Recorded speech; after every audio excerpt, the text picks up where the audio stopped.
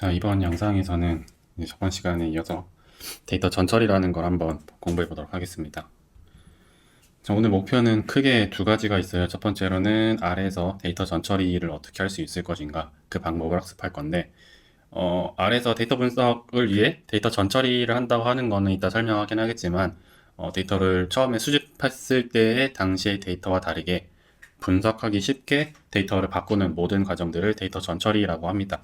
그리고 당연히 아래서 그걸 할 수 있는 방법은 여러 가지 방법이 있어요. 어떤 함수 같은 것들을 쓰는 방법이 있고, 이따가 오늘 본격적으로 다뤄볼 디플라이어라고 하는 R 패키지를 쓰는 방법이 있고, 그리고 강의 계획서는 있지만 오늘은 다루지 않고 나중에 뭐 기회가 되면 보강 시간이나 하면 별도의 이제 세션에서 다루게 될 이제 데이터 테이블이라는 방법 같은 것들이 있는데 다 각자의 장단점이 있습니다. 근데 이제 오늘은 그 중에서 디플라이어라고 하는 패키지를 사용할 거고 그 사용법을 이해하는 것이 오늘 수업의 목표다라고 생각하면 되겠습니다. 저번 시간에 이어서 빅데이터 분석의 흐름은 이렇게 5개로 된다고 이제 설명을 했었어요. 첫 번째로 어떤 문제를 풀 것인가 그 문제를 정의하고 그 다음에 그걸 위해서 데이터 수집을 하고 그리고 이제 오늘 해야 될 내용이 데이터 전처리라는 것이고요. 데이터 전처리를 하고 나면은 분석을 위한 코드를 작성합니다. 그 다음에 이제 분석 결과를 해석하고 실제 우리가 풀고자 했던 문제에 어떻게 적용할 수 있을까 이런 것들을 고민하는 건데 사람에 따라서 데이터 전처리 과정에 이제 EDA라고 해서 탐색적 데이터 분석을 포함시킬 것이냐 말 것이냐 이런 거를 나누는 경우가 있긴 하지만 오늘은 데이터 분석, 그러니까 EDA를 전처리라고 두지 않고 오늘은 그냥 분석이라고 두고 EDA를 하진 않을 거고요. 데이터 전처리 과정을 한번 다뤄보도록 하겠습니다. 데이터 전처리는 전처리라고 해서 프리프로세스라는 단어를 많이 씁니다. 그리고 아까 잠깐 설명했지만 데이터 전처리는 우리가 앞에서 데이터 분석을 하기 위해 목적을 가지고 수집했던 데이터들을 이제 로데이터라고 혹은 뭐 한글로는 원시 데이터라고도 해요. 어쨌든 이 로데이터를 분석에 쓸 수 있도록 다듬는 과정을 의미합니다. 보통은 이제 노이즈 혹은 에러, 그러니까 데이터가 이상하게 들어간 혹은 뭐 잘못 들어간 그런 데이터들이 종종 있어요. 그런 것들을 노이즈라고 하고 결측치는 데이터의 값이 있어야 되는데 여러 가지 상황상 그 데이터에 포함이 되어 있지 않은 값 그런 것들을 결측치, 미싱 밸류 이런 식으로 이야기합니다. 그 다음에 오기입은 데이터가 있는데 원본의 의미와 좀 많이 다르게 입력된 경우를 의미해요. 노이즈랑 조금 헷갈리긴 하지만 어쨌든 이런 식으로 들어가는 것들이 꽤 있습니다. 그래서 여러분들이 나중에 데이터 분석을 하게 되면은 정말로 운이 좋다, 평소에 좀 착하게 살았다라고 하면 회사에서 데이터는 이미 전처리가 다 되어 있어서 데이터 전처리가 다 되어 있어서 바로 분석만 하면 되는 그런 데이터를 사용하는 경우도 있고 그게 아니다 라고 하면 이제 데이터 과학자, 데이터 분석가들이 수집한 데이터를 직접 전처리까지 하고 난 다음에 분석해야 하는 경우도 존재합니다. 그런데 이제 보통 금융 쪽에서는 상당히 데이터의 정합성, 그러니까 데이터가 얼마나 정제되어 있고 잘 수집되어 있는가 이런 것들을 중요시하기 때문에 아예 다 수집할 때 다 정리되어 있는 포맷이 딱 맞춰진 상태로 수집된 경우가 많아서 전처리가 다 되어 있는 경우를 많이 볼 수 있고 그렇지 않은 경우는 아직 그 회사의 혹은 뭐 도메인의 데이터 문화가 그렇게 발달되어 있지 않다라고 하면 일단 수집해 놓고 나중에 다듬자라고 하는 경우가 많다 이렇게 생각할 수 있습니다. 데이터 전처리는 여기 있는 것처럼 크게 4가지로 나눠 보려고 해요. 첫 번째로 이제 데이터 정리라고 합니다. 데이터 정리는 이상치, 그러니까 이런 거죠. 우리가 어떤 사람의 데이터를 가지고 조사를 했다라고 하면 여러 가지 데이터가 있긴 하겠지만 그 중에 이제 나이라는 값이 있을 수 있어요. 근데 나이가 보통은 큰 문제가 없다라면 1살에서 100살 요 사이 안에 애지간하면 들어가겠죠. 그런데 누가 이제 나이를 한 뭐 234살 이런 식으로 입력을 한 겁니다. 그러면은 물론 미래에 어느 시간이 된다라고 하면 234살도 가능하겠지만 지금은 이게 정상적으로 입력된 것이 아니라 23 혹은 24살인데 오타를 하나 더 낸 그런 이상한 값이겠구나라고 생각할 수 있겠죠. 그런 식으로 되어 있는 이상치를 제거하는 그런 과정들이 데이터 정리에 포함되고요. 혹은 이제 나이를 입력하지 않고 뭐 그렇게 결측치 비워둔 상태로 수집된 데이터에서 나이를 써야 될 때 그 결측치를 어떻게 처리할 것인가 하는 방법 이런 것들이 데이터 정리에 포함됩니다. 여기서 결측치 처리하는 방법을 영어로는 조금 있어 보이게 데이터 임퓨테이션이라고 하고요. 데이터 임퓨테이션의 방법 알고리즘은 굉장히 수학적으로 통계학적으로 많은 방법들이 있습니다만 대체로 그냥 여러 개 중에 비슷한 값을 하나 뽑는 그런 샘플링 방식도 있고 아니면 비슷한 그룹의 데이터에서 가지는 나이의 평균 값을 계산하는 뭐 그런 방식들도 많이 있습니다. 어쨌든 데이터 정리가 하나의 방법이 될 수 있고, 그 다음으로 이제 데이터 변환이라는 과정을 거칩니다. 데이터 변환이라고 하는 거는 이제 데이터에서 있는 단위라든지 스케일 이런 것들을 조정하거나, 뭐 예를 들면은 뭐 미터법, 야드법 이런 식의 변환이 한 예시가 될 것 같아요. 이런 게 하나 있고, 또 하나는 데이터 정규화, 표준화라고 해서 분석하기 쉽게 이제 뭐 평균을 맞춘다거나 아니면 1부터 100으로 이렇게 스케일을 조정한다든가 이런 것들이 데이터 변환 과정에 포함됩니다. 세 번째로는 데이터 통합 또 전처리에 들어가는데, 데이터 통합이라고 하는 거는 데이터 수집을 이제 한 군데서 하는 것이 아니라, 하나의 소스에서 하는 것이 아니라 여러 날에 걸쳐서 혹은 여러 군데에 걸쳐서 여러 가지 데이터가 수집된 경우 그 여러 개의 데이터를 종합해서 분석하기 위해 하나로 합치는 머지라고 이제 저는 써놨는데, 머지하거나 혹은 뭐 조인하거나 이런 과정들을 데이터 통합이라고 합니다. 그리고 데이터 축소를 포함하는 경우도 있고 그렇지 않은 경우도 있는데, 아까 제가 잠깐 언급했던 EDA에서는 이제 데이터 한번 쭉 보고, 아, 이 데이터는 우리가 분석에 쓰지 않겠구나, 그런 것들은 이제 데이터를 분석 과정에서는 삭제하고 쓰는 경우가 있습니다. 이런 것들을 데이터 축소라고 표현하고, 데이터 전처리에 포함하는 경우도 종종 있지만 아마 저희 예시에서는 그렇게까지 많이 쓰진 않을 것 같아요. 어쨌든 데이터 전처리에서는 이렇게 정리, 변환, 통합, 축소 이런 것들이 있다라고 생각하면 됩니다. 그래서 우리가 데이터 전처리에서 분석은 아니지만 데이터 전처리 연습해 보기 위해 예시 데이터를 하나 사용할 건데요. 자, 어떤 데이터라고 하냐면은 월 소프트 컴퓨터라는 곳에서 이제 공개적으로 제공하고 있는, 실제 데이터인지 가상의 데이터인지는 모르겠어요. 어쨌든 그 데이터가 있는데, 거기서 데이터가 담고 있는 건 이러합니다. 자, 요 이미지는 이제 제미나이로 만들었어요. 그래서 이 월소프트 컴퓨터에서 다양한 학생들을 대상으로 여러 가지 이제 프로그래밍이나 데이터 활용 방법 이런 것들을 교육 프로그램을 제공하고 있는 상황을 한번 우리가 상상해 볼게요. 그러면 이제 학생들이 사실 한 군데서 오는 게 아니라 여러 군데서 옵니다. 어떤 학생들은 뭐 고졸만 하고 오는 경우도 있고 학사를 마치고 오는 경우도 있고, 이런 식으로 학생의 그런 학력이라든지 이런 것도 있을 수 있고요. 어떤 친구는 뭐 어디 영국 출신, 어떤 나라는, 어떤 친구는 뭐 프랑스 출신, 이런 식으로 국적이 다를 수도 있고요. 그리고 특히 이 기관에서는 했던 것 중에 하나가 입학할 때쯤에 그 학생들이 얼마나 그런 컴퓨터나 PC 이런 것들에 대해서 잘 알고 있는지를 이제 사전에 한번 시험 같은 걸 보고 평가를 합니다. 이 학생들이 이제 막상 입학이라고 표현했지만 교육 과정을 들으면서 얼마나 공부에 시간을 썼고, 그 결과 이제 가르쳤던 내용들을 얼마나 잘 이해했는가, 이런 것들을 이제 최종 성적 같은 것들을 기록해서 이러한 데이터를 담고 있는 가상의 데이터인 거죠. 이런 데이터에서 이제 상황은 이거예요. 이제 내부 그 월소프트 컴퓨터에서 이런 생각을 하는 거죠. 아, 우리가 교육도 했고 데이터도 수집했는데 이걸 가지고 어떻게 우리가 더 학생들에게 교육을 더 잘 할 수 있을까, 이런 것들을 고민하기 위해서 이제 여러분들을 데이터 사이언스 컨설턴트라고 이제 정하고 고용을 해서 우리가 이 데이터를 어떻게 분석하고 해야 될까요?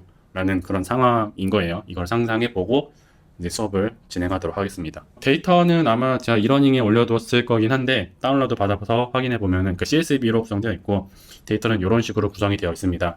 첫 번째로 이제 성과 이름이 있고, 학생의 나이, 그다음에 성별, 그다음에 컨트리, 나이, 어느 나라에서 왔는지, 그다음에 레지던스라고 하는 값도 있고, 엔트리 그잼 처음에 들어올 때 시험 점수가 얼마나 됐었고, previous education이라 해서 이제 이 사람이 예전에 얼마만큼 학력을 가지고 있었는가, 그다음에 들어와서 얼마나 몇 시간만큼 공부를 했고, 최종적으로 파이썬이랑 DB 교육을 받고 난 이후에 성적이 어떻게 됐는가, 이런 것들을 총 11개, 하나 둘 셋 넷 다섯, 하나 둘 셋 넷 다섯 여섯, 11개의 데이터를 모아 놓은 거고요. 근데 보면은 데이터가 제가 이렇게 빨간색으로 표시해 둔 이상한 부분이 있어요. 첫 번째는 이제 여기 젠더에선 성별인데, 메일, 남성과 피메일로 구성이 되어 있어야 되는데, 이런 식으로 M 혹은 뭐 F 아니면 여기 소문자 MAL이 이런 식으로 표현되어 있는 잘못 들어간 오기입된 데이터가 있습니다.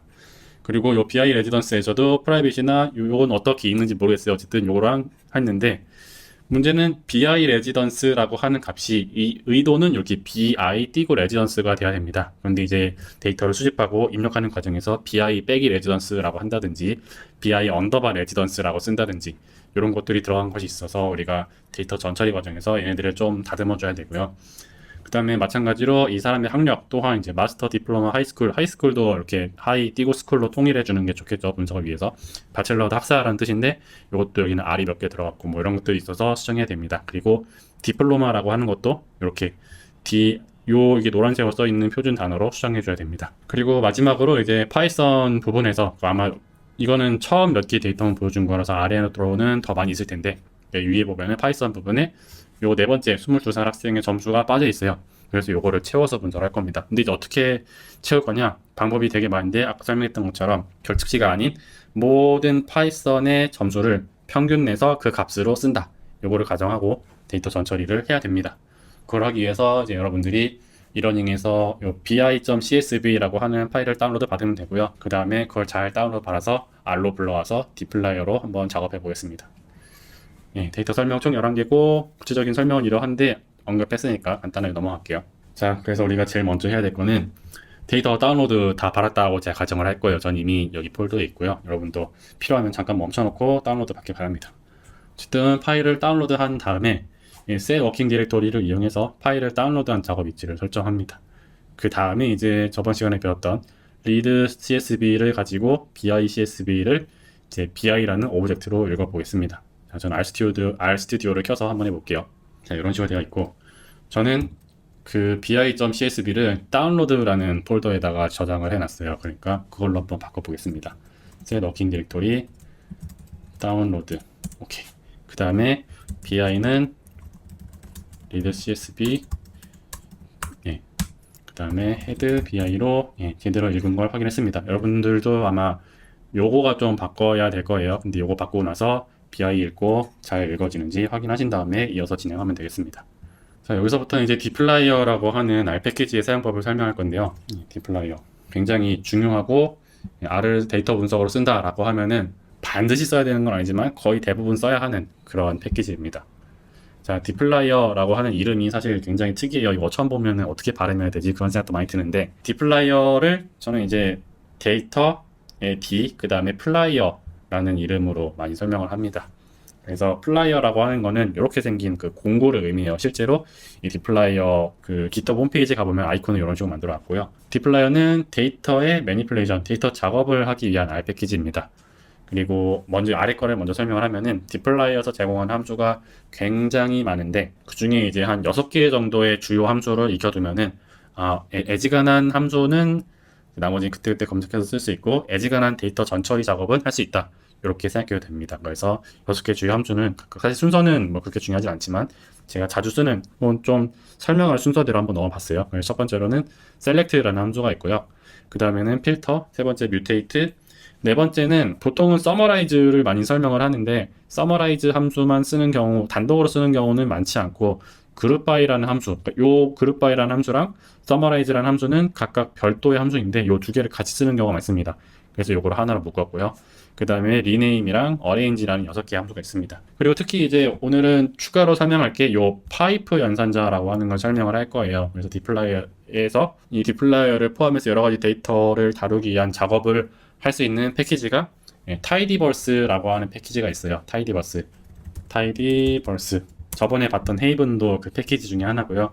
tidyverse라고 하는 패키지가 있어서 여기 디플라이어가 있고 리드R은 아마 안 다룰 거고요. 제가 사실 리드R을 안 다루고 그냥 리드CSV로 충분해서 헤이븐이랑 그다음에 티블도 아마 안 다룰 거예요. 근데 tidyR을 이따가 잠깐 언급할 거고 ggplot은 아마 다음 주나 다다음 주에 한번 볼 거고요.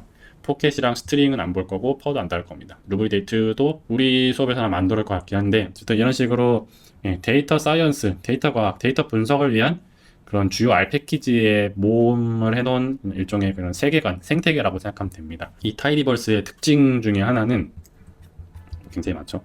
타이디버스의 특징 중에 하나는 파이프 연산자라는 걸 써가지고 함수들을 서로 연결합니다. 구체적으로는 이제 이렇게 퍼센트, 부등호 퍼센트 혹은 요거 바는 그 키보드에서 원 표시 있잖아요. 원 표시에다가 Shift 누르면 나오는 바에다가 부등호 이렇게 두 개를 파이프 연산자로 연결해가지고 읽기 쉽게 사용을 합니다. 이게 말로 들으면 뭔 소리인지 좀 모를 수 있어가지고 제가 이따가 한번 다시 설명을 할게요. 어쨌든 디플라이어라고 하는 거는 데이터에다가 플라이어를 붙인 설명이다. 패키지 이름이다. 라고 생각하면 되고 데이터 작업을 위한 R 패키지이고 6개의 주요 함수. 물론 6개 말고도 사실 함수가 굉장히 많네요. 근데 이 6개는 꼭 알아야 된다라는 그런 뜻입니다. 그리고 이제 이 함수들을 포함해서 tidyverse, 디플라이어에서는 파이프 연산자라는 걸 사용해가지고 읽기 쉽고 쓰기 쉽게 코드를 읽기 쉽고 쓰기 쉽게 사용한다 라는 개념을 먼저 설명하고 넘어가겠습니다. 파이프 연산자라고 하는 거는 이제 다른 프로그래밍 언어에서도 종종 나타나고 있는 그런 개념이기도 하고요. 원래는 이제 펑셔널 프로그래밍이라고 해서 좀 프로그래밍을 있어 보이게 언급하는 그런 컨셉 중에 하나에서 쓰이는 개념이에요. 특히 이제 뭐 하스케일인가 그런 쪽에서는 굉장히 중요한 문법이고, R에서도 타이디버스를 비롯해서 파이프 연산자를 쓰는 빈도가 굉장히 많아졌는데, 최근에는 이제 SQL이나 파이썬 쪽에서도 이 R이 쓰고 있는 파이프 연산자를 열심히 가져가가지고 쓰고 있다, 그런 얘기가 있어요. 어쨌든 이 파이프 연산자라고 하는 건 뭐냐면은, 함수에 이제 우리가 입력값을 넣어주잖아요. 예를 들면 여기서 있는 스퀘어루트라고 하는 함수에는 16이라고 하는 값을 넣어줘야 됩니다. 근데 요거를 연결하는 역할을 해요.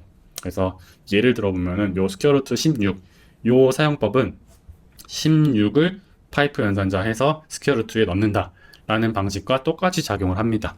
추가로 알면 좋은 거는 이렇게 한 줄로 쓰는 경우도 있고, 16, 그 다음에 파이프, 그 다음에 엔터 넣어서 다음 줄로 넘긴 다음에 함수를 넣는 경우가 있어요. 두 개는 똑같은데 차이는, 우리가 지금은 그냥 스퀘어루트라는 하나의 함수만 썼기 때문에 사실 파이프가 그렇게 많이 체감되지 않고 오히려 얘가 더 간단해 보일 수 있어요. 그런데 이 파이프가 장점이 되는 건 언제냐면은, 여러 개의 함수를 연달아서 쓸 때, 그때 파이프로 엔터를 구분해서 보고 나면은 처음에 입력값이 어떠한 함수들을 거쳐서 들어가는가, 이거를 좀 일목요연하게 볼 수 있다는 장점이 있습니다. 예를 들어 제가 한번 볼게요.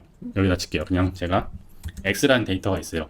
그래서 x에다가 y라는 함수를 넣고 z라는 함수를 넣은 다음에 w라는 함수를 돌리고 싶다라고 가정을 해볼게요.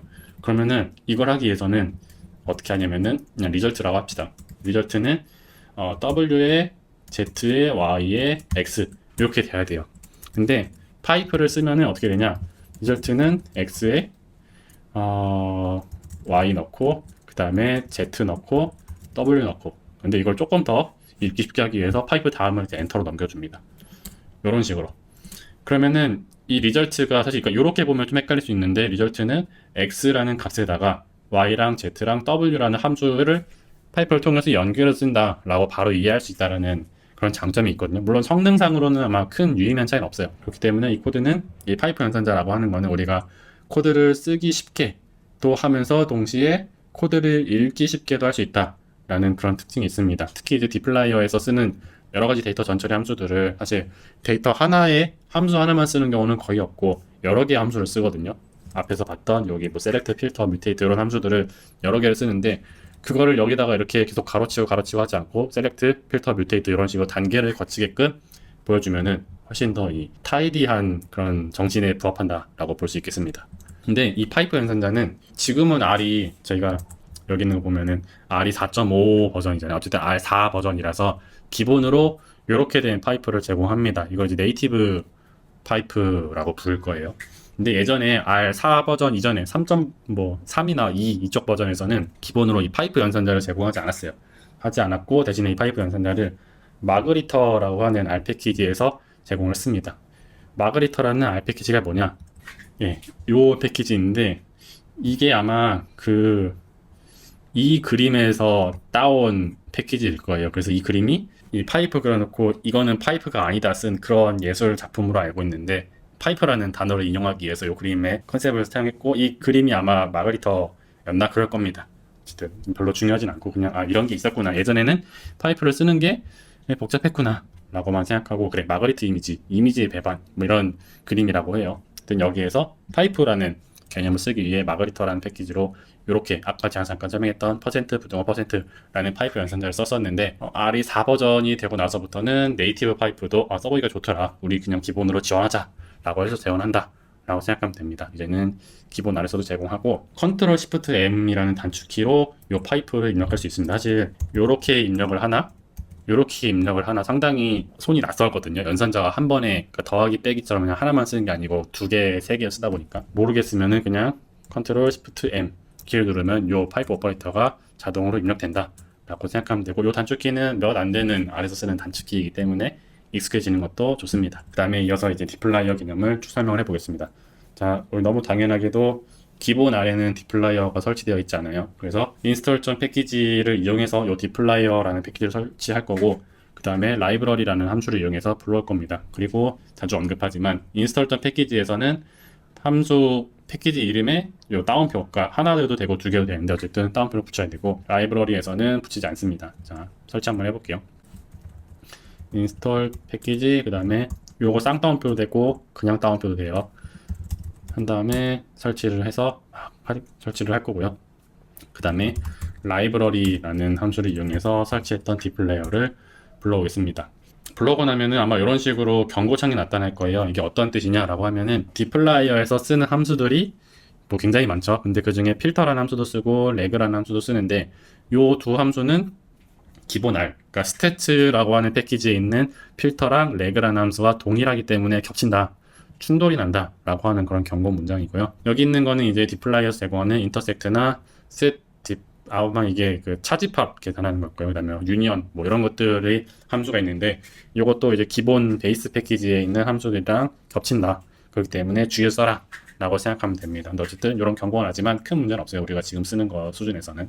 제일 먼저 다룰 함수는 select라는 함수입니다. select라고 하는 거는 우리 저번 시간에 배웠던 SQL에서 select from where의 select와 굉장히 유사한 역할을 합니다. 애초에 이름도 똑같죠. 그래서 얘가 하는 역할은 뭐냐면은 데이터에서 열의 이름을 가지고 특정 열을 선택합니다. 자, 예시는 제가 요거를 쓸 거예요. 뭐냐면은 우리 앞에서 BI라고 하는 데이터 이제 리드 CSV를 읽었죠. BI라는 데이터가 굉장히 그러니까 길이도 긴데 함수가 열이 11개가 있어요. fname, lname, age, gender 쭉 있는데 이 중에서 두 개만 fname과 lname 두 개의 열만 보고 싶다. 이런 상황인 거예요. 그래서 두 개를 선택하는 그 문제를 풀기 위한 게 select라는 함수고 그걸 위해서는 이렇게 코드를 칩니다. 자, bi에 커맨드 컨트롤 shift m 그 다음에 select 그 다음에 여기다가는 우리가 선택하고자 하는 변수 이름을 넣어야 되는데 다운표를 쓰지 않습니다. 다운표를 쓰지 않고 F 아마 탭 누르면 자동 완성이 될 거예요. 그 다음에 쉼표 그 다음에 L 네임도 자동 완성되니까 탭으로 완성합니다. 그래서 실행하면은 이렇게 아까 요 셀렉트 부분을 쓰기 이전에 그냥 BI만 넣었을 때는 데이터에 있는 11개 열이 전부 다 보여줬잖아요. 근데 이번에는 우리가 셀렉트를 통해서 요 두 개의 열만 보여주게 했기 때문에 fname과 lname이라고 하는 열만 보여집니다. 이게 select 함수의 역할입니다. 근데 만약에 우리가 이런 상황이 있을 수 있어요. 만약에 방금은 11개 열 중에서 두 개만 선택을 했잖아요. 근데 만약에 11개 중에서 8개의 열을 선택하고 싶은 거죠. 그래서 그때는 사실 8개의 열 이름을 하나씩 치는 것보다 선택하지 않을 3개의 열 이름을 입력하는 게 훨씬 더 쉽거든요. 그럴 때는 이렇게 빼기를 붙이면은 해당 열을 제거한 나머지 결과를 반영합니다. 무슨 말이냐? 이번에는 fname, lname, residence라고 하는 거 앞에다가 빼기를 붙여볼게요. 그럼 11개에서 얘네 셋 뺀 나머지 8개가 나와야겠죠. 자, 창을 지우고 bi select 마이너스 fname, 마이너스 lname, 마이너스 residence를 하면은 이렇게 8개만 나오는 거예요. 얘네 3개가 뺀 나머지 열들이 전부 다 나오는 거죠. age, gender, country 이런 식으로 select에는 마이너스를 붙여가지고 제거하고 보여질 그런 열들만 보여주게 할 수 있다. 조금 더 이제 고급 사용법들이 좀 있는데 첫 번째로는 요 콜론이에요.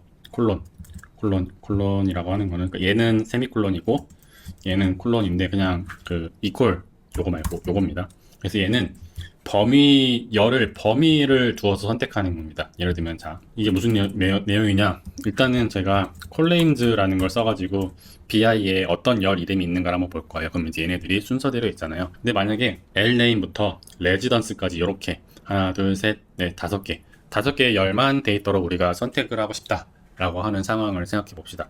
그러면은 이거는 그러니까 select lname, age, gender, country, residence 이렇게 해도 되고, 아니면 select에서 빼기 fname, 빼기 entry exam, 빼기 previous education 이런 식으로 해서 빼기 db까지 쭉 해도 됩니다. 근데 뭐가 됐든 상당히 귀찮죠. 그럴 때 쓸 수 있는 방법 중에 하나로 연속한 열에서 시작과 끝 범위를 선택해가지고 구분을 선택하는 역할이 이 콜론을 이용하는 겁니다. 예를 들면은 자, 여기서부터 lane부터 residence까지 선택해줘 라고 싶으면은 bi pipe select 그 다음에 l name 그 다음에 residence 예, 이렇게 하면 되는 거예요. 요거는 우리 예전에도 종종 봤었지만 1에서 10 이런 식으로 연속된 값을 표현할 때도 쓰죠. 그래서 똑같은 역할을 합니다. bi select lname에 그 다음에 residence를 하면은 예, 이렇게 딱 하나 둘 셋 넷 5개 연속한 열의 값들만 보여준다 라고 하는 게 요 콜론을 이용한 셀렉트 방식입니다. 그 다음으로는 start with 그 다음에 end with라고 하는 추가 함수인데, 이거는 그 열 이름에 특정한 문자를 포함하고 있는가, 특정한 문자로 시작하는가, 특정한 문자로 끝나는가를 이제 쓸 수 있게 하는 그런 방법입니다. 그래서 우리가 지금 있는 데이터에선 사실 뭐 뭘로 시작하고 뭘로 끝나고 하는 게 많지 않아요. 해봐야 뭐 네임으로 끝나는 열이 있는데, 물론 이걸 하기 위해서는 그냥 사실 그냥 BI에 fname LNAM으로 하는 것도 굉장히 쉬운 방법이지만, 이런 함수가 있다라는 걸 언급하면서 이걸 어떻게 쓰는가를 보여주기 위해서 한번 해볼게요. 자, 이번에는 그 열이 사실 11개가 아니라 한 200개 있다고 쳐볼게요. 그 상태에서 네임 어쩌고 저쩌고 네임으로 끝나는 열들만 데이터로 선택을 하고 싶다, 이런 상황인 거예요. 자, 그럴 때는 BI에 파이프 셀렉트, 그 다음에 사실 끝나는 거죠. 그러니까 ends with 하고, 여기다가는 따옴표 붙여야 됩니다. 문자열을 비교할 거기 때문에. 그래서 네임으로 하면은 11개에 있는 열들 중에서 요 대문자 네임으로 끝나는 열들만 반환을 하게 됩니다. 만약에 네임을 이렇게 대문자로 안 친다 라고 해도 상관이 없어요. 그래서 이런 게 있고, 스타트 위드는 그냥 여러분들이 여기 있는 것처럼 뭐 다른 예시도 한번 써보세요. 참, 내가 컨테인즈는 스타트랑 엔드 위즈는 그 열 이름의 처음과 끝만 비교를 하는데, 중간에 포함되어 있어도 상관이 없습니다. 컨테인즈는. 그래서 예를 들어서 제가 이 젠더라는 요 열 이름에서 end라는 문자를 포함하고 있는 문자를 컨테인즈로 한번 찾아보도록 할게요. 그러면 어떻게 한다? bi 파이프 셀렉트, 그 다음에 컨테인즈 그 다음에 end 라고 하면은 얘가 하나 뜨죠. 젠더. 중간에 end라는 문자를 포함하고 있기 때문에 얘가 뜨는 겁니다. 이런 식으로 셀렉트를 열을 선택하는 것, 특정 열을 빼고 선택하는 것, 그 다음에 조금 더 고급으로 뭐 범위로 선택을 하거나 열의 이름, 문자열을 비교해서 선택하는 방법들을 간단히 소개해 봤습니다. 이어서 다룰 함수는 필터라고 하는 함수고요. 필터는 우리 저번 시간에 봤던 SQL select from where에서 where랑 굉장히 유사한 역할을 합니다. 참고로 from은 다루지 않을 거예요. 왜냐? from이 하는 거는 이미 여기서 BI에서 가져와. 그러니까 BI를 처음에 데이터를 파이프로 넘겨주잖아요. 그게 from 역할과 똑같거든요. 그래서 from과 역할을 하는 건 없고요. SQL의 select는 deploy에서도 select고, from은 했고, where는 filter라는 함수랑 비슷한 역할을 한다 라고 생각하면 됩니다.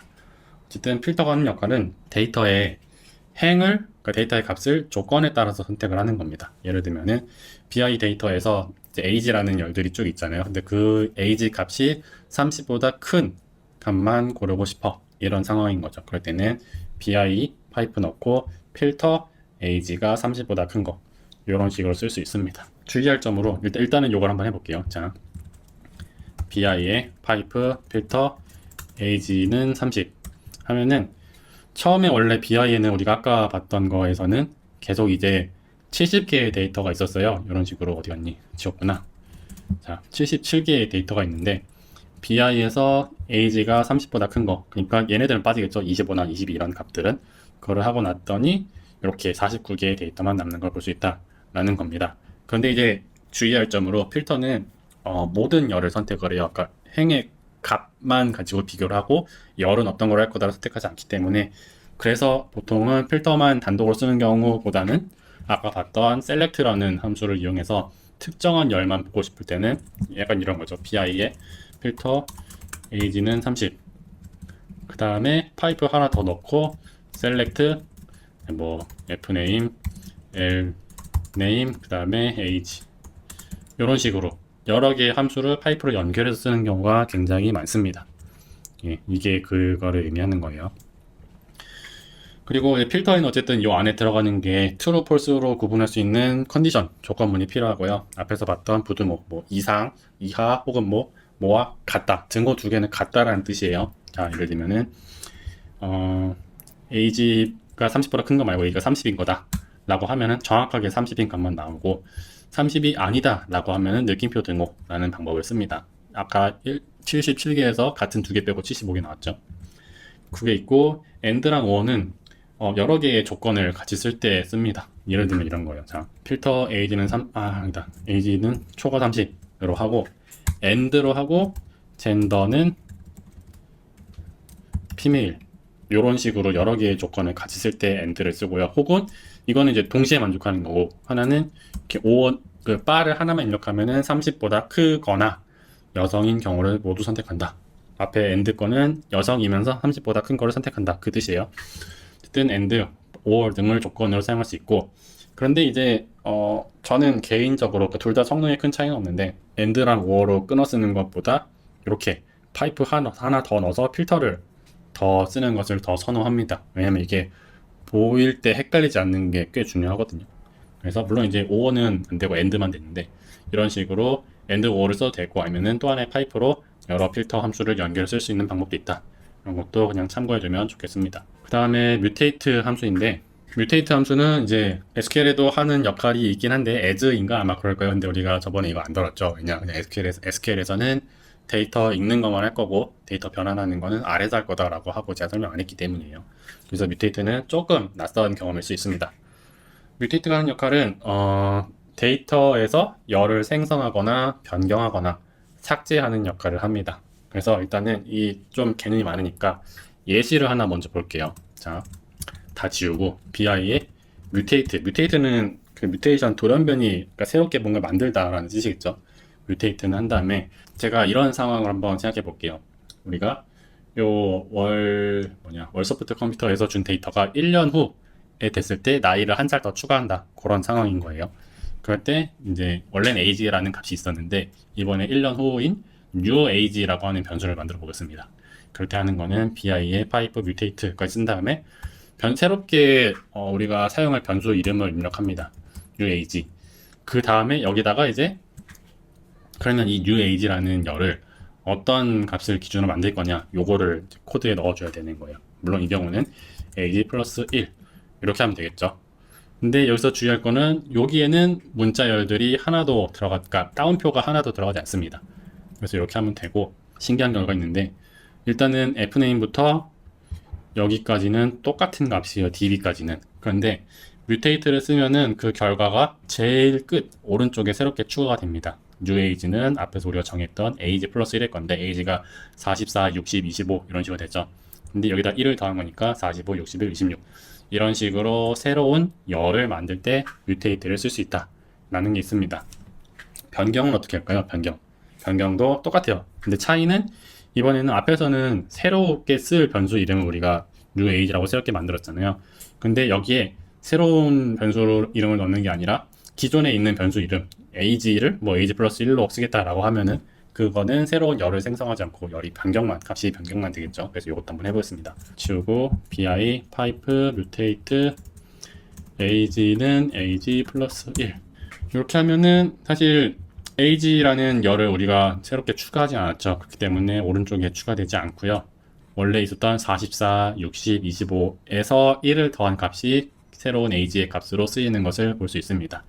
뮤테이트가 있고 그 다음에 삭제도 가능하다라고 해서 언급만 할 건데 삭제를 하는 경우는 많이 없어요. 왜일까요? 하나, 둘, 셋. 그 뮤테이트로 삭제를 할 수 있는데 삭제하는 방법은 이렇게 변수에다가 null이라는 값을 입력해서 쓰게 하면 됩니다. 근데 뮤테이트로 삭제를 하지 않는 이유는 간단해요. 자, 일단은 요 코드를 먼저 어떻게 돌리냐 볼게요. bi의 파이프 뮤테이트 age는 null 하면은 여기서 원래 여기 있었어야 되는 age가 없어집니다. 삭제가 돼요. 근데 이거를 왜 안 쓰느냐? 간단합니다. 뮤테이트 안 쓰고 그냥 select에 마이너스 age 쓰면은 똑같은 결과를 만들어내거든요. 그래서 뮤테이트로도 삭제는 가능하지만 많이 쓰진 않고 그냥 select로 대체해서 주로 쓴다. 여기 써놨습니다. 너를 이용해 삭제하고 select도 가능하다. 이렇게 뮤테이트 설명하면 될 것 같고 예시예요. 요거는 자 어떤 걸 하고 싶냐? 앞에서 처음에 제가 요 데이터들을 쭉 설명하면서 이 부분을 보여줬었어요. 자, 젠더에 원래는 male라고 하는 값만 들어가야 되고 그 다음에 여성으로 female female만 들어가야 된다라고 했는데 f 그다음 뭐 소문자 이런 것들이 쓰는 게 있어요. 그래서 이거를 뮤테이트로 바꾸는 걸 한번 해보려고 합니다. 자, 어떻게 할 거냐? 일단은 제가 한번 볼게요. bi의 select gender를 하면은 젠더 값이 나오죠. 근데 이게 좀 보기 많으니까 제가 새로운 함수를 하나 알려줄게요. 자, 여기다가 unique라는 함수를 쓸 겁니다. 그러면 이게 중복되지 않는 유일한 값들만 보여주는 거예요. 그럼 이렇게 젠더에는 female, m, male, f, female, male이 있다. 요렇게 6가지의 값들이 있다라는 걸 볼 수 있습니다. 그래서 하려는 건 이 m이라는 값을 male로 바꾸는 그런 거를 뮤테이트로 한번 써볼 거예요. 자, 어떻게 하냐? bi 뮤테이트 쓸 건데 자, 여기서 이제 우리가 저번 시간에 봤었던 R 기초문법 중에 if else라는 걸 쓸 겁니다. 젠더, 우리가 젠더라는 값을 새롭게 업데이트 할 거잖아요. 뭐 이거 이름을 바꿔서 젠더2로 한 다음에 선호해도 상관없습니다. 근데 어쨌든 전 젠더로 할게요. 젠더는 여기다가 이제 if else를 쓰는 거예요. if else 젠더는 m, 이 경우 mal이 그 다음에 젠더 이렇게 쓰면 되는데, 얘가 어떤 뜻이냐. 자, bi의 mutate라는 함수를 이용해서 젠더를 요 값으로 업데이트 하겠다, 그 뜻이에요 일단은. 그래서 제가 얘를 주어를 일단 구분을 해서 요거 일단 내비두고, 요거는 여러분들이 이해를 할 수 있을 거라고 생각을 합니다. 자, 무슨 뜻이냐. bi라는 데이터에 젠더라는 값을 요 계산 결과로 업데이트 하겠다, 생성하겠다, 그 뜻이에요. 그럼 얘는 뭐냐. 자, 얘는 bi 데이터에서 젠더라는 열이, 자, 젠더라는 열이 만약에 if else 만약에 젠더라는 열의 값이 대문자 m이다. 그러면 이게 true면은 mal이 mail을 반환하고, 그게 아니면 젠더, 그러니까 젠더의 원래 값을 쓰겠다, 그 소리예요. 그 말은 다시 한번 쭉 해석하면은 요 코드가 하는 역할은 bi라는 데이터에 젠더라는 열에 뮤테이트를 써서 요 값으로 업데이트 하겠다. 근데 요 값이 뭐냐. 만약에 젠더라는 열의 값이 대문자 m이다 라고 하면은, 이거를 비교해서 true, 사실이다, m이다 라고 하면은 mal이 아니다 라고 하면은 그냥 원래 있었던 젠더의 값으로 바뀌는 겁니다. 그래서 얘를 실행하고 나면은 이제 사실 모든 결과들이 다 보여질 거기 때문에 제가 그냥 select만 이용해 가지고 fname, 그 다음에 lname, 그 다음에 젠더만 보도록 할게요. 자, 그러면 이 상태에서 원래 아까 있었던 m이라는 글자가 mal로 바뀐 걸 볼 수 있습니다. 만약에 이번에는 요거 소문자 mal도 바꾸고 싶어요. 그럼 어떻게 되냐. 자, 쉽습니다. 일단 select는 바꾸는 게 아니니까 여기다가 mutate를 하나 더 넣으면 되겠죠. 그래서 젠더는 if else, 이거 코드상에서 한 줄 넘기는 건 shift 누르고 엔터 누르면 됩니다. if else 젠더는 소문자 mal이 그 다음에 대문자로 바꾸고, 그게 아니면 젠더로 된다. 예, 이렇게 하면은 아마 이대로 쓰면 엔터 에러가 날 거고, 여기다가 파이프를 이어서 셀렉트로 연결해 주도록 해야겠죠. 그러면 아까 있었던 소문자 LE도 대문자로 싹 다 바뀐 거 볼 수 있어요. 그 다음에 여러분들이 해야 되는 거는 뭐 F를 피메일로 바꾸는 작업이나, 아마 소문자 피메일은 없었던 것 같은데 그것도 기회가 되면 바꿔볼 수 있겠죠.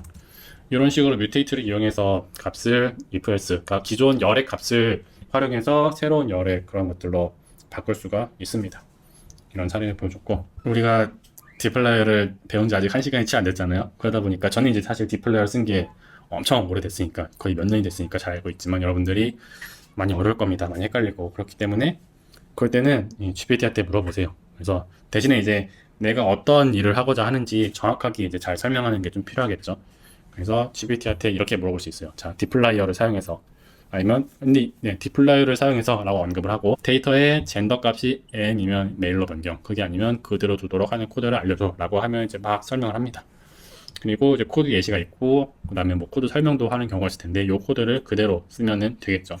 저는 이제 앞에서는 if else라고 하는 함수로 설명을 했는데, 디플라이어에서 제공하는 함수에는 if underbar else라고 하는 똑같은 역할을 하는 코드가 있어요. 그래서 그걸 쓰라고 합니다. 어쨌든 이런 식으로 GPT를 이용해서 디플레이어를 효과적으로 쓸 수 있다, 그렇게 생각하면 됩니다. 그 다음으로 할 거는 그룹 바이랑 서머라이즈인데, 처음에 이야기했던 것처럼 이 두 개는 각각 하나의 함수예요. 그룹 바이 앤드 서머라이즈라는 함수가 있는 게 아니고, 그룹 바이라고 하는 함수랑 서머라이즈라고 하는 함수가 각각 있는 겁니다. 그런데 애시간하면은 두 개를 함께 쓰는 경우가 많습니다. 근데 이 두 함수가 어떤 역할을 하냐. 자, 첫 번째로 summarize라고 하는 함수는 데이터에 대해서 요약 통계치를 계산하는, 그 서머라이즈 요약하다죠, 말 그대로.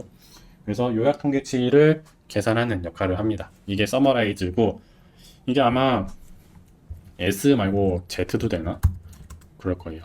예, 이런 식으로. 이게 그 R 쪽이 그 호주 영어를 쓰는 경우도 종종 있어요. 그래서 이 Z로도 되고 S로도 되고 똑같은 의미예요. 어쨌든 크게 중요하지 않지만, 서머라이즈는 데이터에 대해서 요약 통계치를 계산하는 그런 통계 함수고요. 그룹 바이는 데이터를 특정 열을 그룹으로 이용해서 분리하는 역할을 합니다. 그래서 이게 뭔 내용이냐, 실제 코드를 보면서 한번 설명해 보겠습니다.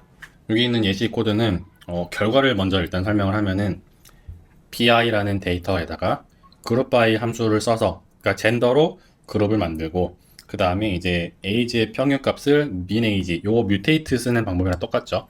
min age라는 값을 만들 건데, 그거는 age의 평균값을 써라를 이제 summarize 함수를 할 겁니다. 그럼 이렇게 하면 어떤 뜻이냐? 젠더를 그룹으로 나누어서 각 데이터에 있는 age의 평균을 계산합니다. 그러니까 물론 이거는 제가 아까 그 피메일하고 메일 그거를 안 바꾼 상황에서예요. 이걸 바꿨다고 치고 나면은 피메일에 대해서 age의 평균을 여기 min age로 보여줄 거고, 마찬가지로 메일도 그 메일에 해당하는 데이터만 age를 평균 낸 값을 min age로 보여주는, 그래서 2 곱하기 2의 값이 나올 거예요.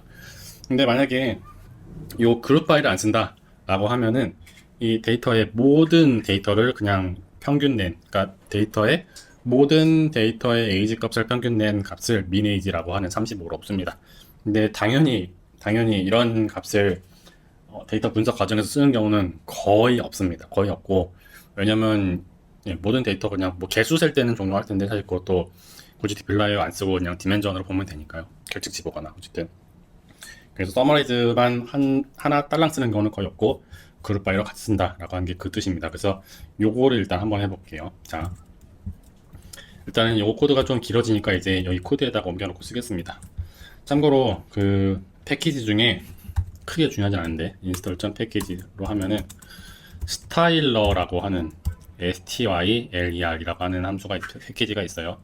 그래서 얘를 설치하고 나면은 할 수 있는 기능이 굉장히 여러 개 있는데, 그 중에 하나가 여기 addin을 하고 나면은 이게 코드가 좀 지저분하잖아요. 그래서 addin에서 스타일러에 여기 setStyle 뭐 setStyle 액티브 파일이라고 하는 게 있는데, 요거를 한번 해보겠습니다. 이거는 아래 코드 스타일을 딱 그 보기 쉽게 표준 스타일로 변경해주는 역할을 합니다.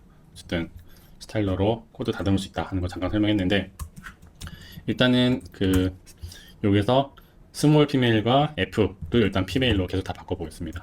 피메일을 이렇게 바꿀 거고, 얘도 라지 대문자 F도 피메일로 바꾸겠습니다. 그럼 얘를 일단 실행하면은 이름 빼고 젠더만 일단 해봅시다. 그 다음에 유니크를 하면은 피메일이랑 메일로 제대로 바뀐 걸 봤고, 자 이제 요거는 젠더를 바꾼 거예요. 이 상태에서 이제 그룹 바이랑 서머라이즈를 해보겠습니다.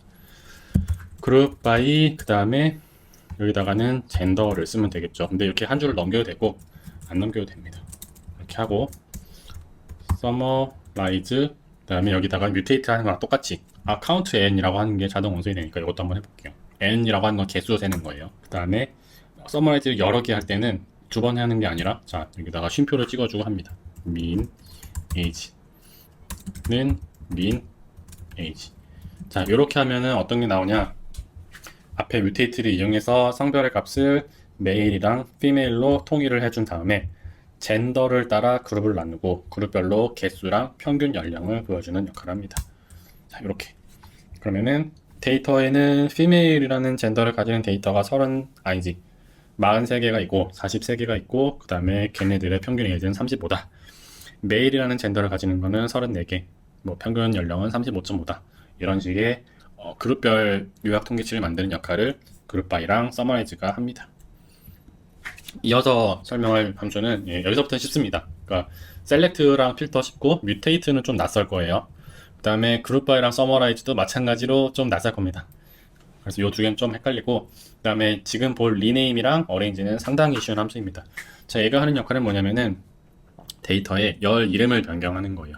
열 이름이라고 하는 건 이런 식으로 젠더라든지 이런 걸 바꾸는 건데, 당연하게도 이 데이터의 값을 직접 변경하는 값은 아니고 보여지기 위한 그런 기능입니다. 그런데 생각보다 많이 쓰인다 라고 하는 겁니다. 자, 이게 왜 필요하냐, bi 입력하면은 열 이름이 대치로 이런 식으로 되어 있는데, 자 여기서는 대문자 age를 쓰고 여기서는 소문자 젠더, 소문자 컨트리 이런 식으로 쓰고, 이런 식으로 하면은 심지어 또 여기서는 대문자 파이썬, 뭐 대문자 db 이런 식으로 쓰죠. 그래서 이런 것들을 분석 자체에는 크게 영향은 없지만 가끔 통일성을 맞추기 위해서 뭐 전부 대문자로 한다든지, 아니면 맨 앞 글자를 대문자로 한다든지, 아니면 차라리 전부 소문자로 한다든지, 그런 식으로 포맷을 맞춰야 하는 경우가 종종 생깁니다. 그럴 때 쓸 수 있는 함수가 요 rename이라는 함수인데, 리네임도 앞에서 봤던 것처럼 뮤테이트나 서머라이즈 썼던 것처럼 이 열은 요거를 써서 새로운 걸 만들겠다라는 뜻입니다. 자, 그래서 앞에서는 그냥 젠더를 바꿨지만 이번에 age를 그냥 소문자 age로 바꾸는 걸 한번 해볼게요. 그러면 bi의 rename 소문자 바꿀 목적이니까 age는 age 이렇게 하면은 사실 그 결과값은 데이터의 값은 바뀌지 않아요. 그런데 딱 하나 열의 이름만 바뀌었다. 대문자 age에서 소문자 age로 바뀌었다. 요 역할을 하는 게 rename이라고 하는 함수입니다. 그 다음으로 볼 거는 arrange인데 마찬가지로 해도 데이터의 값을 직접 바꾸는 함수는 아니에요. 그리고 얘가 하는 거는 arrange 정리하다인데 데이터의 값을 기준으로 뭐 오름차순, 내림차순으로 정렬을 하는 역할을 합니다. 무슨 뜻이냐? 자, BI 보면은 요 age 열 이름을 일단 내비두고 BI 보면 열의 age가 44, 60, 25, 22 이런 식으로 순서가 좀 맘대로 되어 있죠. 그래서 이거를 오름차순 혹은 내림차순, 얘도 숫자도 알파벳도 아마 그 ABC 순으로 오름차순, 내림차순을 변경할 때 쓸 수 있는 게 이 arrange입니다. 이렇게 쓰는 거고, 만약에 반대 방향, 그러니까 오름차순하고 내림차순을 바꾸고 싶다라고 하면 우리 앞에서 select 앞에다가 빼기 넣었던 것처럼 arrange에도 빼기를 넣어가지고 정렬 방향을 바꿀 수 있습니다. 자, 한번 해볼게요. 자, BI에 arrange로 하고 그 다음에 age로 해야 돼요. 왜냐면 요 BI는 아직 대문자 age만 가지고 있으니까요. 이렇게 하면은 자, age를 기준으로 쭉 정리된 거고, 만약에 age뿐만 아니라 같이 요 파이썬이랑 db도 정렬을 하고 싶다 라고 하면은 쉼표로 구분해서 python db 이렇게 하면은 제일 먼저 age 순서대로 정렬을 하고, 근데 여기 보면 age가 22인 게 4개가 있잖아요. 그럼 요 2, 3, 4, 5번만 한번 집중해서 볼게요. 자, 2, 3, 4, 5번에서는 자, 2, 3, 4, 5번에서는 이제는 파이썬하고 db 점수를 기준으로 정렬을 합니다. 그래서 파이썬 점수를 먼저 제일 작은 거, 큰 거 이런 순으로 정렬하고, array는 결측이라는 뜻이에요. 그 다음에 db도 이렇게 정렬을 합니다. 만약에 얘가 70, 70이었다. 아니지. 얘가 78, 78이었다라고 하면 얘가 44가 열로 위로 갔겠죠. 정렬이 되니까. 이런 식으로 데이터를 정렬할 때 쓰는 게 arrange다 라고 하는 경우고, 만약에 여기다가 age를 빼기로 한다 라고 하면은 age가 큰 것부터 작은 순서대로 정렬이 되고, 그 다음에 파이썬이랑 db를 가지고 정렬하는 것을 볼 수 있습니다. 이게 arrange예요. 이렇게 하고 여러분들은 잠깐 쉬었다가 계속 보시면 되겠습니다. 자, 잘 쉬고 왔네요. 자, 이번에 볼 개념은 머지 혹은 뭐 조인이라고 하는 그런 개념입니다. 얘는 이제 앞에서 제가 잠깐 설명했지만 그 데이터 통합 부분에 해당해요. 그러니까 어디 갔니? 네, 여기 여러 데이터를 합치기에서 설명했던 머지, 그 다음에 함수 이름을 여기서 조인이라고 썼거든요. 그래서 그 내용을 한번 설명해 보도록 하겠습니다. 데이터 변화는 사실 별거 없죠. 그냥 뮤테이트 쓰면 됩니다. 자, 이렇게 할 거고, 자, 머지, 조인은 개념을 일단 좀 알아야 돼요. 자, 아마 저희가 지금 예시로 쓰고 있는 BI CSV 데이터에서는 사실 딱히 머지를 연습할 게 없기 때문에, 물론 제가 데이터를 나누는 방법도 있긴 하지만 제가 추가로 스쿨이라고 하는 CSV 파일을 올려놨어요. 그거를 다운로드 받아서 쓰면 되고, 일단 조인의 개념이 왜 필요한가? 그거를 일단 설명해 보겠습니다. 자, 만약에 요런 데이터가 두 개 각각 있다고 해볼게요. 하나는 A, B, C라고 하는 열 이름을 가지고 있고 각각 값들이 이렇게 돼요. 그 다음에 두 번째로는 이제 EFG라고 하는 열의 이름을 가진 데이터가 있고 값이 이렇게 됩니다. 그런데 만약에 이 데이터 두 개를 합쳐서 쓴다 라고 상상을 해볼게요. 그러면은 아래서 두 개의 데이터 합치는 방법은 굉장히 많습니다. 근데 그 중에 하나가 cbind라고 하는 함수예요. cbind, 컬럼으로 붙인다, 컬럼 바인드라는 뜻이고, 그거를 연습하기 위해서 제가 여기 코드들을 놨거든요. 지우고, 오케이, 이거 그냥 드래그해서 그대로 붙여 넣으면 됩니다. 그래서 x라는 이름이랑 y라는 이름으로 데이터 프레임을 이 내용을 똑같이 만들 거예요. 그래서 일단은 이렇게만 하고 선언을 합니다. 그러면 자, x, y 이렇게 될 거고, 이 두 개의 데이터를 붙이는 방법, 컬럼을 기준으로 붙이는 방법 cbind라는 걸 할 거예요. 그 다음에 x, y 이렇게 해도 되고, x에 뭐 cbind y 이렇게 됩니다. 똑같아요. 근데 어쨌든 붙이면은 이런 식으로 딱 붙겠죠. 그런데 이렇게 붙이는 게 아니라 데이터의 값을 기준으로 데이터의 값이 공통인 값을 이제 매치를 시켜가지고 붙이는 경우가 있어요. 무슨 뜻이냐? 자, 여기 보면은 A랑 T가 있죠. A랑 T. 여기도 A랑 T가 있죠. 그럼 얘네 두 개를 공통을 기준으로 붙이면은 AT 붙고 C가 1, G가 3 이렇게 4개짜리 열로도 붙을 수 있다 그 말이에요. 다음 페이지 넘어가면 나올 건데, 여기를 한번 봅시다. 아니지. 그래, 얘를 일단 한번 볼까요? 자, 이너 조인이라고 하는 예시가 있는데, 공통의 열을 기준으로 요 공통을 기준으로 갖다 붙이면은 ABTU 1, 2, ABTU 3, 2 이렇게 ABTU가 공통으로 있고 C12, FG가 TU32 이런 식으로 붙이는 것도 두 개의 그러니까 요 A, B라는 요 부분을 공통유라는 값으로 쓰고 나머지 갖다 붙이는 방법도 두 개의 데이터를 합치는 방법입니다. 근데 공통을 사용한다는 거에서 cbind가 아니라 join이라는 걸 쓰고요. join에는 크게 네 가지가 있어요. 자, left join 있고, right join 있고, inner join, full join이 있습니다. 그래서 간단하게 한번 설명해 볼게요. 자, mutating join 있고 공통을 합치겠다 라는 뜻이고, left join은 뭐냐면은 그 두 개의 데이터를 합칠 때 공통인 데이터랑 첫 번째로 쓰이는 데이터는 유지를 하고, 이제 공통이 되지 않은 데이터 중에 오른쪽의 데이터는 날리겠다. 그래서 벤 다이어그램을 표시하면은 x랑 y에 공통인 값은 유지하고 공통이 아닌 값 중에 x의 값만 유지하겠다. 그런 뜻이에요. 그래서 이거를 디플라이어에서는 left underbar join 이라는 이름으로 사용을 합니다. 그래서 x랑 y를 left join 할 거다. 근데 이제 공통의 값을 어떻게 r한테 전달하냐, 이게 좀 중요하겠죠. 그래서 그거를 by라는 그 입력값을 사용해서 사용합니다. 그래서 이거 한번 그대로 해볼게요. 자, left join 그 다음에 x, y, 그 다음에 by는 여기서 중요한 게 요렇게 좀 쓰는 방법이 헷갈릴 수 있어요. 아까는 디플라이어 그 뮤테이터라는 것 때는 따옴표 안 붙였잖아요, 열 이름에. 근데 여기서는 열 이름에다가 따옴표를 붙여줍니다. 그 다음에 컴바이너를 묶어줘야 되고요. by, c, a는 e. 이게 어떤 뜻이냐? x에서 a라는 열을 가지는 값들이 있을 거고, y에서 e라는 열의 값이 있을 텐데, 이 두 개가 공통인 값, 그러니까 a, b와 a, b 얘를 기준으로 합치겠다라는 거예요. 그렇게 했을 때 a, b 있으니까 요게 두 개는 둘 다 남겠죠. 그리고 여기 c랑 d는 공통이 아닌데 레프트 조인에서는 먼저 들어가는 x 여기에 데이터를 살릴 겁니다.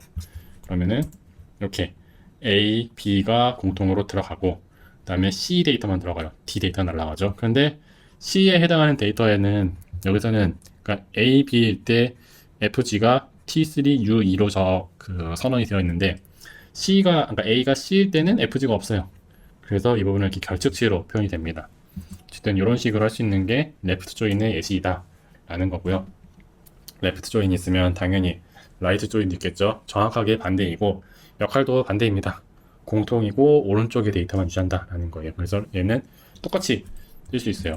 그래서 라이트 조인 이렇게 하면은 이제 공통인 A, B가 유지가 되고 D가 유지되는데 여기서는 이번에는 B, C가 없죠. 그렇기 때문에 여기가 결집이 된다는 겁니다. 만약에 레프트 조인에서 X랑 Y를 바꾼다 라고 하면 오류가 납니다. 왜? A랑 E를 비교를 했기 때문에. 그러니까 이게 Y에 A를 값으로 비교하겠다라는 건데 Y에는 A가 없죠. 그러면은 이렇게 2A로 하면은 되고 결과는 똑같은데 열의 순서가 좀 바뀌는 걸 볼 수 있어요. 네. 2를 살리겠다. A는 없어지고. 그래서 값은 똑같지만 열 이름이 바뀐다. 이것만 좀 보면 될 것 같습니다. 어쨌든 이런 식으로 쓸 수 있다. 라고 하는 게 레프트 조인과 라이트 조인의 그런 예시와 사례고, 그 다음으로 볼 수 있는 건 이너 조인이라고 하는 겁니다. 레프트 조인, 라이트 조인은 사실 취향 차이인 것 같고, 레프트 조인을 많이 쓰고, 그 다음에 이너 조인도 굉장히 많이 씁니다. 자, 이너 조인이 하는 역할은 뭐냐면은, 앞에 레프트나 라이트에서는 이제 공통된 값을 살리고, 공통되지 않은 거는 하나만 살렸어요. 먼저 들어가는 거나 나중에 들어가는 거나. 근데 이제 이너 조인에서는 공통 데이터만 쓰고 공통이지 않은 데이터는 날려버리겠다 라고 하는 뜻입니다. 그러면 똑같이 이거 이너 조인으로 한번 해보면 어떤 결과가 나오는지 한번 봅시다. 일단 너무 기니까 x, y 띄워놓고, 자, 레프트 조인을, 라이트 조인을 이너 조인 이렇게 바꾸면은, 자, a의 요 값을 y의 이 열에서 가지고 있는 값들만 쓰겠다. 그러니까 요렇게 두 개만 남고 C, D는 날아가겠죠. 예, 요렇게 하는 게 이너 조인의 역할이다 라고 생각하면 됩니다. 예, 얘는 제거된다라는 뜻이고, 이너는 공통만 쓴다 라는 거였는데 풀 조인이라고 하는 것도 있어요. 풀 조인은 뭐냐면은 두 데이터를 모두 합쳐서 공통되는 거 살리고 앞에서는 공통되지 않는 건 날렸는데 이번엔 공통되지 않은 것도 살리는 방법입니다. 그래서 얘는 이제 보통 두 데이터를 전부 합치니까 여러 개를 합치는데 분석보다는 여러 데이터를 하나의 시트로 합치기 위한 저장 용도로도 많이 사용하고요. 동시에 이제 누락 데이터, 결측치를 볼 때, 왜냐면은 비어있는 데이터에 NA가 계속 나왔잖아요. 그거를 보기 위해도 씁니다. 이 질문은 앞에서 cbind도 두 데이터를 모두 합쳐서 갖다 썼는데 풀조인이랑 뭐가 다른가요? 라고 하면은 이제 공통의 열을 사용한다 안 한다 그런 차이가 있습니다. 풀조인도 한번 써볼게요. 풀조인 하면은 A, B, C, D 전부 쌓았는데 차이는 요거 일단은 다 날리고 cbind랑 다시 한번 비교를 해보겠습니다. 차이는 공통된 열을 사용하나 안 하냐, 그리고 그에 따른 결특치가 표현이 되냐 안 되냐, 그 차이라고 볼 수 있습니다. 이렇게 해서 조인을 설명을 했고, 네, 요거는 이제 똑같은 데이터로 어떤 컨셉을 했는가 그걸 보여주려고 넣은 피규어예요. 이렇게 하면 될 것 같고, 조인 이렇게 하고, 그 다음에 이제 tidr이라고 하는 패키지를 잠깐 볼 건데, 저희 데이터에서는 tidr을 쓸 일은 없을 거예요. tidr은 이렇게 분석 과정에서 쓰는 경우가 많지는 않고, 그 엑셀이나 구글 시트에서 보면은 피벗 테이블 만든다, 혹은 뭐 우리 저번 시간에 했었던 그 tidy 데이터, 와이드 폼, 롱 폼 했었잖아요. 그거를 변경하기 위한 역할을 하는 그런 R 패키지다 라고 생각하면 됩니다. 그래서 얘는 그냥 간단하게만 한번 보고, 아 이렇게 쓸 수 있구나, 아 tidr이라는 패키지를 썼었다, 그 다음에 함수 이름 정도만 기억해두고 나중에 필요하면은 GPT한테 물어봐가지고 하면 충분하다 라고 저는 생각합니다.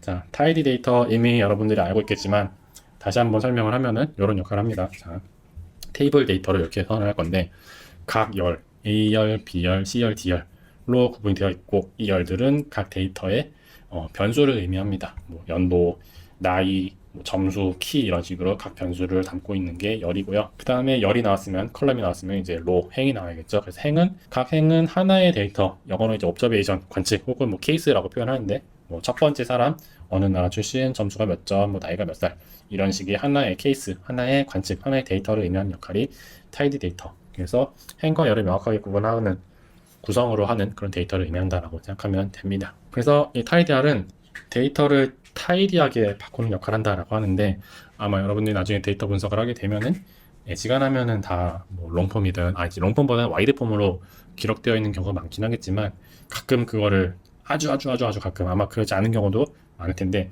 아주 가끔 이제 포맷을 바꿔야 되는 경우가 있습니다. 그럴 때 쓸 수 있는 거다라고 생각하면 되고, 앞에서 봤던 디플라이어에 비하면 쓸 일이 정말 없습니다. 아마 안 쓰고 살 수도 있어요. 그렇지만 그래도 한번 설명은 해두면 좋을 것 같아서 이 내용에 넣었습니다. 그래서 일단은 tidr도 디플라이어랑 비슷한 그 아까 봤었던 우리 tidyverse 생태계에 있는 패키지 중 하나고요. 얘는 빗자루처럼 이렇게 데이터 청소한다 그런 뜻을 가지는 것 같아요. 그래서 이런 의미를 썼고, 패키지 설치도 이렇게 install 패키지, 그 다음에 라이브러리를 사용해서 한번 해보겠습니다.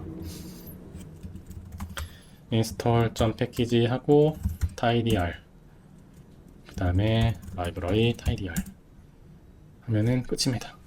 tidr에도 함수가 굉장히 많이 있어요. 굉장히 많이 있는데 그 중에서는 우리는 두 가지 정도만 배우면 충분합니다. 사실 이 두 가지도 몰라도 되지만, 어쨌든 첫 번째로는 테이블 데이터를 롱 포맷으로 변경을 하는 역할을 하는 요 pivot longer라는 함수예요.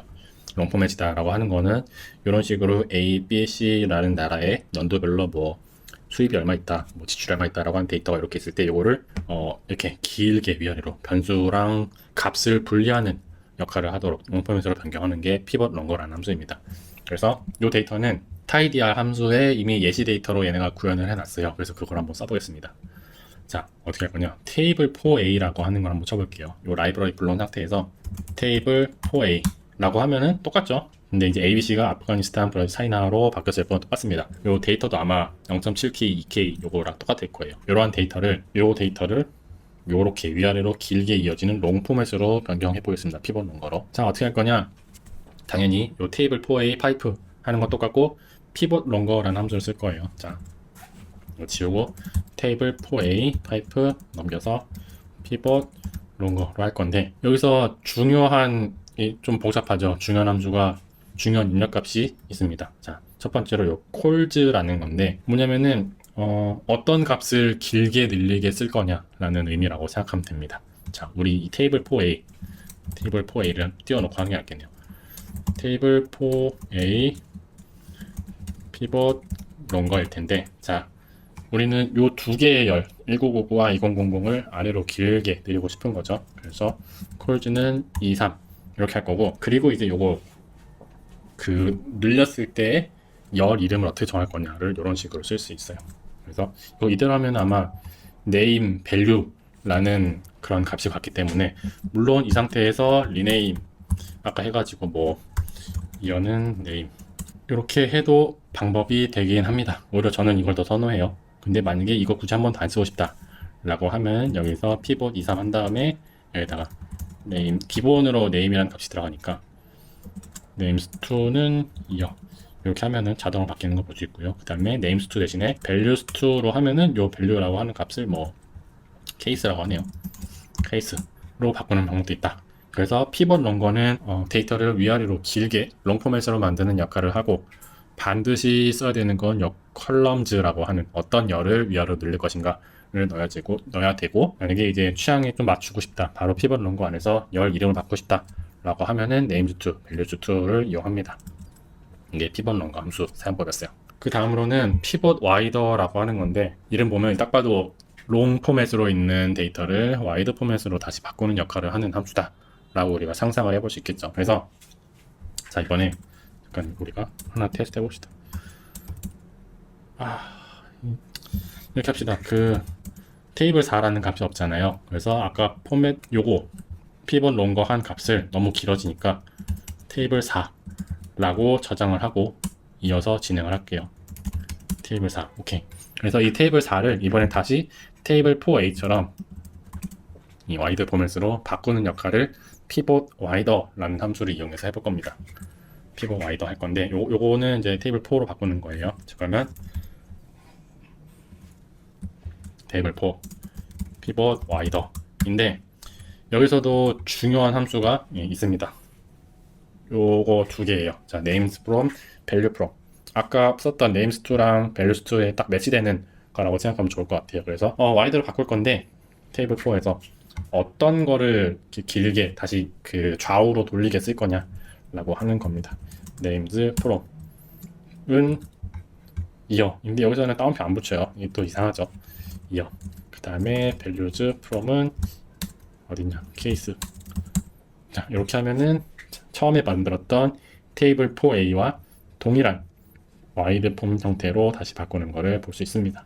이 피벗 롱거랑 피벗 와이더가 자주 안 쓰면은 상당히 낯선 개념이고 끝까지 손에 잘 안 달라붙는 그런 코드 중 하나입니다. 그래서 여러분들이 많이 쓴다면은 이렇게 할 수 있겠구나 해서 좋은 거고, 많이 안 쓴다라고 하면은 나중에 이제 피벗 롱폼에 와이드 폼에서 바꿔야 된다라고 할 때 tidr이라는 패키지를 썼었구나 그것만 생각해도 되고요.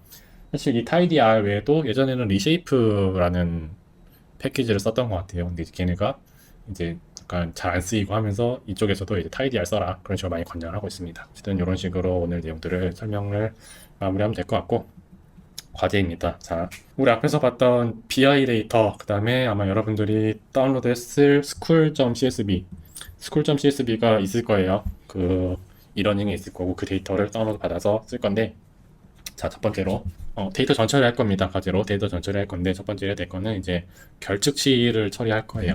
무슨 뜻이냐? BI에 보면은 여기 파이썬에 NA라고 되어 있는 값이 있잖아요. 요거를 파이썬 전체의 평균으로 대체하면 됩니다. 근데 아마 이거 NA를 비교하기 위해서는 그 is.na라고 함수를 써야 될 거예요. 어쨌든 is.na를 써가지고 어떤 데이터가 비어 있는지, 그 다음에 mutate 써가지고 뭐 if else is.na 해서 하면 되겠죠. 그래서 파이썬에 있는 요 결측치 요거랑 요거 두 개였나? 세 개인가? 아무튼 그럴 건데, 그거를 파이썬 전체 평균값 30 얼마가 될 거예요. 그걸로 갈아 끼는 게 첫 번째로 할 일이고, 그 다음에 오기입을 수정할 겁니다. 우리 아까 했었죠. 메일하고 피메일 두 개를 맞추는 거고, previous education도 마스터, 디플로마, 하이스쿨, 바칠러, 닥터이트 요 값들만 가지게 바꾸는 겁니다.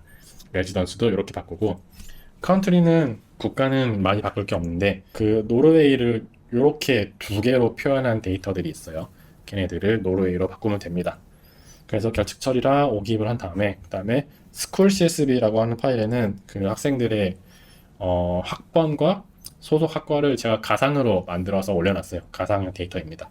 그래서 그거를 기반으로 BI랑 데이터를 조인을 하면은 BI 데이터에 이제 학생의 학번과 그것도 들어가 있죠.